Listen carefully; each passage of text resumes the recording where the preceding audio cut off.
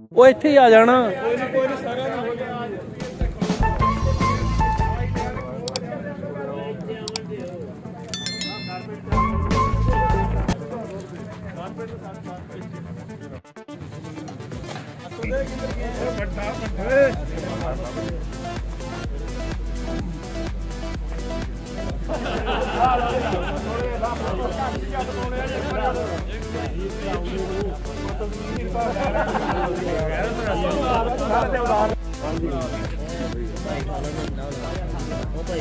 ਹਾਂਜੀ ਹਾਂਜੀ ਹਾਂਜੀ ਪਿੱਛੇ ਆਈਓ ਜੀ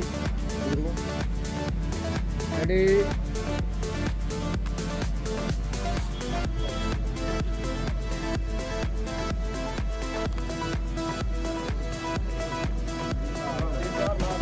ਸੁਝਾਅ ਸਾਹਿਬ ਹੋਣਾ ਹੈ।